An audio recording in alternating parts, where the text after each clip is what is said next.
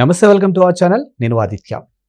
ప్రకృతి వైపరీత్యంలో భాగంగా విజయవాడ ఎంత అతలాకుతలమవుతుందో, అక్కడి ప్రజలు ఎంత ఇబ్బందులు పడుతున్నారో మనం చూస్తూనే ఉన్నాం. మరి వాటన్నిటికి కూడా ఏమాత్రం జంకకుండా, ఏమాత్రం భయపడకుండా ఏపీ సీఎం చంద్రబాబు నాయుడు చేస్తున్నటువంటి ఆ సహాయక చర్యలు అవ్వచ్చు, పునరావాస కేంద్రాలు అవ్వచ్చు, ఆహార పదార్థాలు అవ్వచ్చు, నీరు అవ్వచ్చు, లేకపోతే హాస్పిటాలిటీ ఏదైనా కానీ కూడా ఇవన్నీ చూసిన ప్రతి ఒక్కరు కూడా ఆయన అభినందించక తప్పదు అంటారు. సో మరి ఈ మధ్య కాలంలో అంటే ఈ అంశాన్ని బేస్ చేసుకొని తెలంగాణకి చెందినటువంటి బీఆర్ఎస్ ఎమ్మెల్యే మల్లారెడ్డి కూడా ఈరోజు చంద్రబాబు నాయుడిని ప్రశంసించడం జరిగింది. మరి ఈ అంశం గురించి మాట్లాడడానికి ప్రస్తుతానికి మనతో పాటు స్టూడియోలో ఉన్నారు ప్రముఖ పొలిటికల్ అనలిస్ట్ కేవీ ప్రసాద్ గారు. సార్ని అడిగి మరిన్ని విషయాలు తెలుసుకున్నాం. సార్ నమస్కారం. సార్ నమస్తే అండి.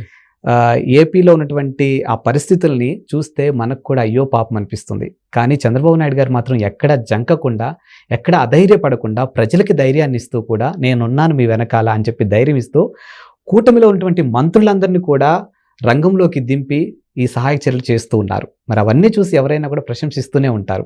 ఇక బీఆర్ఎస్ ఎమ్మెల్యే మల్లారెడ్డి సైతం ఈరోజు ఆయన ప్రశంసించడం జరిగింది. మరి దీన్ని మనం ఏ విధంగా తీసుకోవచ్చు, మనం కూడా ఏ విధంగా ప్రశంసించవచ్చు?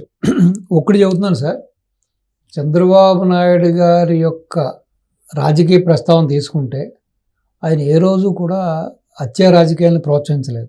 ఏ రోజు కూడా ఈ యొక్క దండుకోవడం, దోచుకోవడం, దాచుకోవడం అనే పాలసీని ఎప్పుడు ఆయన ఫాలో అవ్వలేదు. ఎప్పుడు కూడా వినూత్నంగా దేశానికి ఆయన ఒక మార్గదర్శిగా, ఒక దీర్ఘదర్శిగా, ఒక టార్చ్ బేరర్గానే వ్యవహరించాడు ఆయన. సో మీరు తీసుకుంటే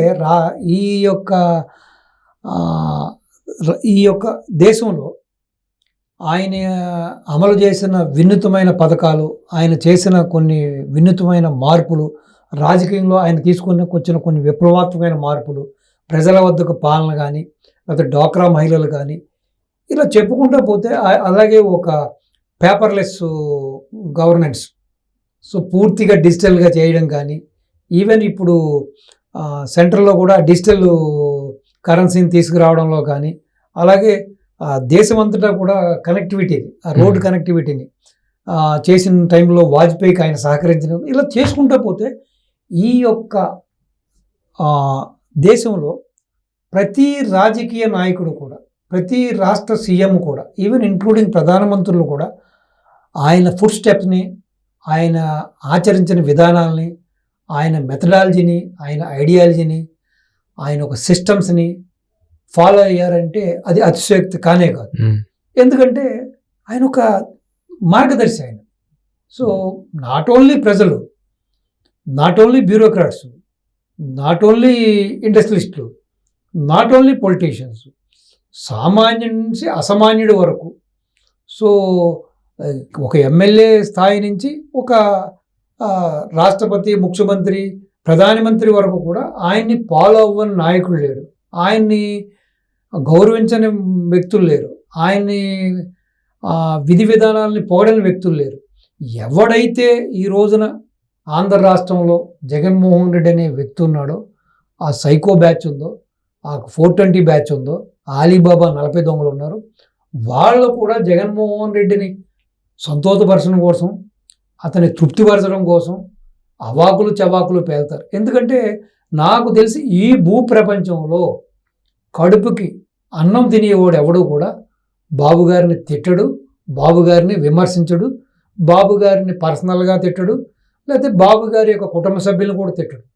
కేవలం దీనికి భిన్నంగా అసిద్ధాన్ని ఎవరైతే సేవిస్తారో, అసిద్ధాన్ని ఎవరైతే తింటున్నాడో వాడు ఒక ఊరపందితో సమానం.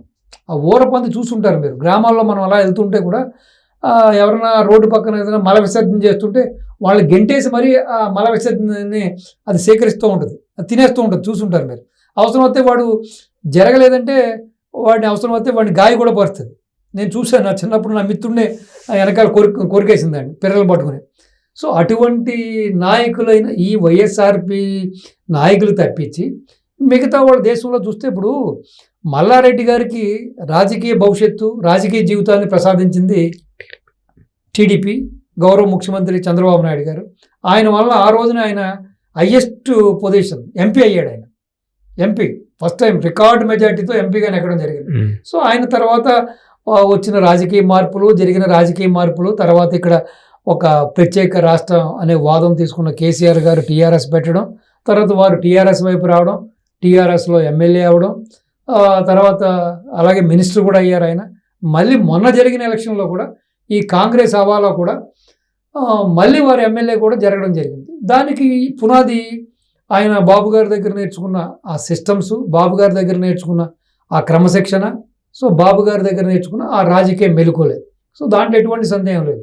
ఆయన ఈ మధ్యకాలంలో మొన్న తిరుపతి దర్శనానికి వెళ్ళడం జరిగింది. ఆయన తిరుపతి దర్శనానికి వెళ్ళి సో బాబు గారి గురించి మాట్లాడడం కూడా జరిగింది. ఏమని చెప్పాడు ఆయన?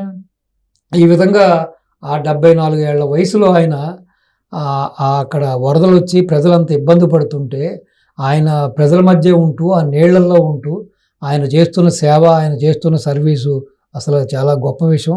అసలు ఆ వయసులో ఆయన ఆ విధంగా ఉండడం అనేది చాలా గొప్ప విషయం. నిజంగా మంచి పని చేస్తున్నారని చెప్పి ఆయన పోవడం జరిగింది. సో బహుశా ఇది టీఆర్ఎస్లో ఉన్న అధిష్టానకు, అధినాయకులకు అది నచ్చకపోవచ్చు. నచ్చకపోయినా కూడా ప్రతి మనిషికి ఒక ఏదైతే ఇది ఉంటుంది కదా, దిల్ ఉంటుంది కదా, ఆ మనసు ఉంటుంది కదా. సో ఆ మనసు ఉంది కాబట్టి రేపు కేసీఆర్ ఏమనుకుంటాడో, కేటీఆర్ ఏమనుకుంటాడో, హరీష్ ఏమనుకుంటాడో అనే భావన కూడా లేకుండా ఆయన ఏదైతే ఆ హృదయంలో ఉన్న ఆ ప్రేమని, హృదయంలో చంద్రబాబు నాయుడు గారి మీద ఉన్న గౌరవాన్ని, ఆ రెస్పెక్ట్ని ఆయన బయట పెట్టడం జరిగింది. ఎందుకంటే అది అతిశయోక్తి కాదు, ఉన్నమాటే చెప్పాడు ఆయన. ఆయన ఏమి కావాలని చెప్పేదో చంద్రబాబు నాయుడు గారు ఇంద్రుడు చంద్రుడు అని చెప్పి ఉత్తరే ఏదో అసందర్భ ప్రలాపనం కానే కాదు. అక్కడ ఏదైతే రియాలిటీగా జరుగుతుందో, ఏదైతే అక్కడ గ్రౌండ్ లెవెల్లో జరుగుతుందో, ఏదైతే అక్కడ బాబు గారు అనునిత్యం 24/7 దగ్గర వాళ్ళకి 10వ రోజు ఇవాళ 10 రోజుల నుంచి ఆయన చేస్తున్న సేవ, ఆయన చేస్తున్న సర్వీసు, ఆయన పడుతున్న కష్టాన్ని ఆయన గుర్తించాడు కాబట్టి అది కాస్త మాటల రూపంలో దాన్ని వ్యక్తం చేశాడు. సో దీంట్లో ఎటువంటి రాజకీయ కోణం లేదు. ఆయన ఏదో బాబు గారి మెప్పు పొందాలనో లేకపోతే బాబు గారి యొక్క మేలు పొందాలనే ఆ పొజిషన్లో కూడా ఆయన లేడు. ఇప్పుడు ఆయన కూడా ఒక ఎంపైర్ క్రియేట్ చేసుకున్నాడు. ఇంజనీరింగ్ కాలేజెస్, మెడికల్ కాలేజెస్, బోల్డ్ హాస్పిటల్స్ అన్నీ కూడా ఆయన కూడా కట్టడం జరిగింది. సో కాబట్టి ఈ విధంగా అంటే నేనేం చెబుతానంటే మంచిని మంచిని, చెడుని చెడని, ఈ విధంగా ఉన్నది ఉన్నట్టుగా మాట్లాడడం అనేది మానవ లక్షణం. అది మానవతా విలువలతో కూడుకున్న మనుషులకే వీలవుతుంది. దానికి భిన్నంగా ఏదైతే ఈ రోజున మన రాష్ట్రంలో చూస్తున్నాం, జగన్మోహన్ రెడ్డి మనుషులు కానీ ఇంత ప్రజలు ఇంత కష్టాల్లో అల్లాడుతుంటే కూడా ఆ 74 ఏళ్ళ వయసులో ఆ మహానుభావుడు అంత కష్టపడుతుంటే కూడా కనీసం ఒక్క మాట బాబు గారు బాగా చేస్తున్నాడని చెప్పే మనస్తత్వం, ఆ మనస్సాక్షి కూడా లేకపోయినా కూడా కనీసం బురదేయకుండానే ఉండాలి. సో ఏ విధంగా బురదేస్తున్నారు, ఏ విధంగా రాష్ట్రాన్ని నాశనం చేయాలని చూస్తున్నారు, ఏ విధంగా బ్యారేజ్ని కూల్చేయాలని చూశారు, మీరు అందరూ చూశారు. సో లాస్ట్లో కూడా మల్లారెడ్డి గారు ఒక టెస్ట్ కూడా ఇచ్చారు. మీరేంటి పార్టీ మారుతున్నారని ఊహాగానాలు ఉన్నాయి, ఏంటి పార్టీ మారుతున్నారని అడగడం జరిగింది ఒక విలేకరి. దానికి ఆయన గమ్మత్తైన సమాధానం చెప్పాడు. అంటే ఇటు కర్ర ఎరగకుండా పాము చావకుండా అది ఇప్పుడు కాదులే, సమయం వచ్చినప్పుడు చెబుతా అన్నాడు. అంటే ఆయన మనసులో కూడా ఏదో ఉంది. అంటే కొన్ని ఊహాగానాలు అవుతూ జరుగుతున్నాయి ఇక్కడ.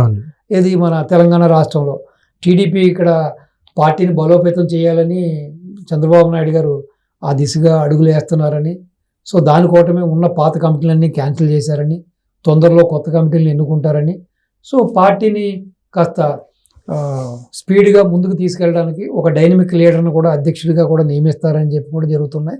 ఆ తరుణంలో కూడా బహుశా మల్లారెడ్డి గారు కూడా పార్టీలో చేరతారనే ఊహాగానాలు కూడా జరుగుతున్నాయి. సో ఏదైనా కూడా మనం చూస్తున్నాం, రాజకీయాల్లో శాశ్వత మిత్రులు, శాశ్వత శత్రులు ఉండరు. ఏదేమైనా కూడా వేరే పార్టీలో ఉంటూ కూడా, టీఆర్ఎస్లో ఉంటూ కూడా, సో కేసీఆర్ కానీ కేటీఆర్ కానీ చంద్రబాబు నాయుడు అంటే గిట్టదని తెలిసి కూడా ఆయన ఉన్నది ఉన్నట్టుగా చంద్రబాబు నాయుడు గారిని ప్రైజ్ చేసి మాట్లాడటం నిజంగా అది మనం కూడా ఆహ్వానించదగ్గ విషయం, అభినందించదగ్గ విషయం. సో అంటే ప్రతి ఒక్కళ్ళు కూడా ఈ విధంగా ఉండాలి. లాస్ట్ టైం కూడా చూశారు మీరు, నగేష్ గారు, ఆయన కూడా పార్టీ నుంచి వచ్చిన వ్యక్తే. సో ఆయన ఏ విధంగా వెళ్ళి బాబు గారిని ఆలింగనం చేసుకున్నాడు, ఏ విధంగా వాళ్ళు ఆ పాత విషయాలు గుర్తు చేసుకున్నాం కూడా చూసాం మనం. ఆయన ఈ రోజు పార్టీలో లేకపోయినా కూడా వాళ్ళిద్దరి మధ్యన బాండింగ్ని చూసాం. సో ఇప్పుడు బయట ప్రజలే మాత్రమే కాకుండా, ఫ్రెండ్సే కాకుండా ఈ రాజకీయ నాయకులు కూడా ఈ వరవడికి శ్రీకారం చుడితే మంచిది అనుకుంటాను నేను. ఏది మన పార్టీ కాకపోయినా లేకపోతే ఆ పార్టీని విడిచిపెట్టి వచ్చినా కూడా, ఇప్పుడు పార్టీని విడిచిపెట్టి బయటకు వచ్చి అంతవరకు మా నాయకుడు ఇంద్రుడు చంద్రుడు అని బయటకు రాగానే అమ్మలక్కలు తిట్టిన నాయకులను కొంతమంది చూసాం. సో ఇది వచ్చిన పార్టీ యొక్క అధినాయకుడి యొక్క మెప్పు పొందడం కోసం ఈ విధంగా మాట్లాడితే మనం వాళ్ళ యొక్క మనసుని గెలుచుకుంటామనే ఒక కుటిల బుద్ధితోటి ఒక ఆ చిల్లర మనస్తత్వంతో ఈ విధంగా మాట్లాడుతూ ఉంటారు కొంతమంది. సో అలా కాకుండా ఏదైతే మల్లారెడ్డి గారు నిన్న వ్యక్తం చేశారో ఆ విధంగా ప్రతి వాళ్ళు ఒక్కళ్ళు కూడా మంచి జరిగినప్పుడు మంచి అని చెప్పండి, లేదా చెడు జరిగితే చెడు అని చెప్పండి, ఎక్కడైనా తప్పు జరిగితే తప్పును ఖండించండి. అంతేగాని అసలు తప్పు చేయకపోయినా కూడా ప్రతిదీ కూడా భూతద్దంలో చూస్తూ ప్రతిదానికి కూడా మీరు కోడిగుడ్డుకి ఏకలు పీకుతూ ఈ విధంగా బురద జల్లేయడం అనేది ఇది మంచిది కాదు. ఇప్పటికైనా సరే ఆ వైఎస్ఆర్సీపీ నాయకులకి కానీ జగన్మోహన్ రెడ్డికి చెప్పింది నేను ఒకటే, మల్లారెడ్డిని చూసి నేర్చుకోండి. పార్టీలో ఉన్నా లేకపోయినా వేరే పార్టీలో ఉన్నా కూడా ఏ విధంగా బాబు గారిని ప్రైజ్ చేశాడు, ఏ విధంగా బాబు గారి యొక్క గొప్పతనాన్ని కొనియాడన్నది మీరు కాస్త గడ్డి తినడం మానేసేసి, కాస్త అసిద్ధం తినడం మానేసేసి ఆయనలాగా అన్నం తిని ఆయనలాగా కాస్త ఆ మంచి మాటలు మాట్లాడుతూ చేసుకుంటే ప్రజలు కూడా హర్షిస్తారు, చూసే వాళ్ళకు కూడా సబబుగా ఉంటుంది. కాబట్టి ఇప్పటికైనా సరే మీ వైఖరి మార్చుకోవాలని చెప్పి వాళ్ళకి నేను విజ్ఞప్తి చేస్తున్నాను. Thank you sir. నమస్తే.